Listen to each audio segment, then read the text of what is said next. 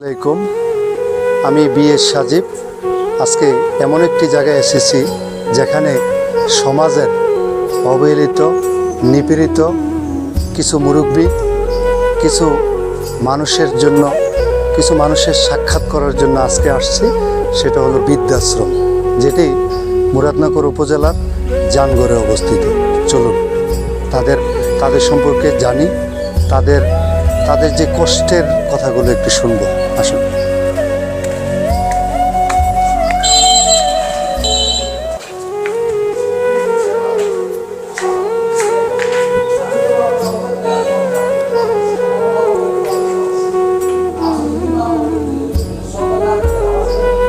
তো চলুন, আমরা এখানে একজন মুরব্বী আছেন, আমরা ওনার সাথে একটু গল্প করি, গল্পের ছলে একটু জানতে চাই।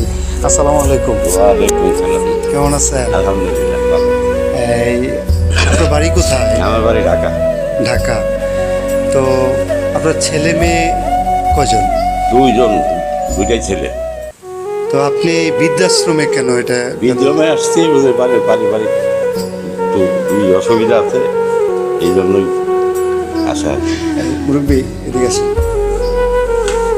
তো আরেকজন আছে মুরব্বী, আমি দেখাই।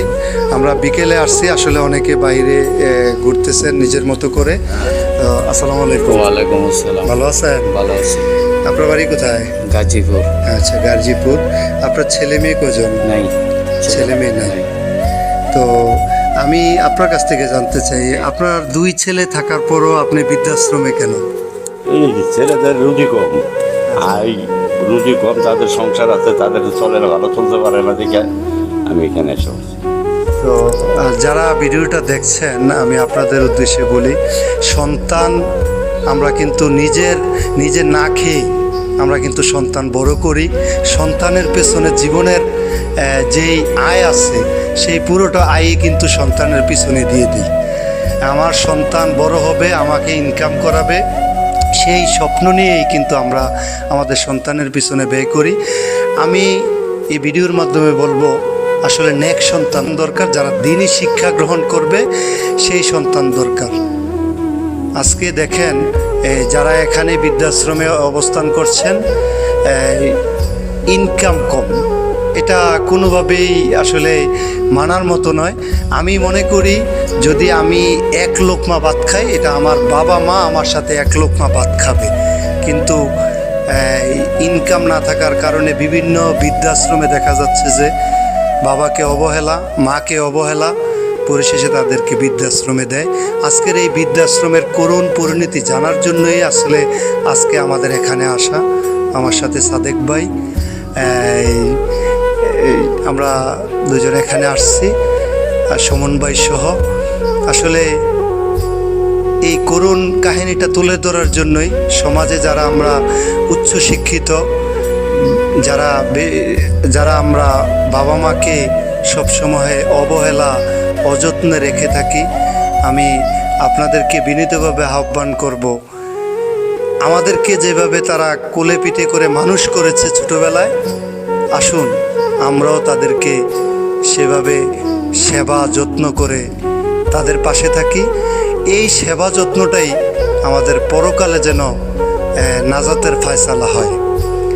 আর আমি জানি না আমার ভিডিওটা সারা দেশে তো ছড়ায় কিনা। যারাই দেখছেন, যে এই এখানে দুজনকে পেয়েছি। আসলে দেখেন, যিনি, আপনার নাম কি? সোহরাব মিয়া। সোহরাব মিয়া। যদি আপনার সন্তানের নাম কি? আমার সন্তানের নাম বললে লজ্জা পাবে।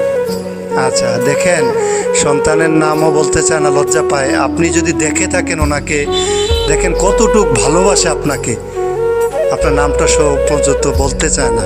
আমি আপনাকে বিশেষভাবে অনুরোধ করছি ভাই, আপনার বাবাকে ফিরিয়ে নিয়ে যান। বাবা ছাড়া পৃথিবী, বাবা হলো বটবৃক্ষ, যে বাবা থাকলে আপনার ঘরটা আলোকিত থাকবে। সমাজে বৃদ্ধাশ্রমকে আমরা সাপোর্ট করি না, বৃদ্ধাশ্রম যেন গড়ে না ওঠে। আসুন আমরা প্রত্যেকের ঘরে ঘরে আমরা আমাদের বাবা মা ভাই বোন সকলকে নিয়ে একটি সুন্দর পরিবার গড়ে তুলি। একটি সুন্দর পরিবার গড়ে তুললেই আমরা বৃদ্ধাশ্রম দেখতে হবে না। আসুন আমরা সবাই পরিবারকে ভালোবাসার ছড়িয়ে দিই। ভালো থাকুক আমাদের পরিবারের মানুষগুলো, সেই প্রত্যাশায়। আসসালামু আলাইকুম।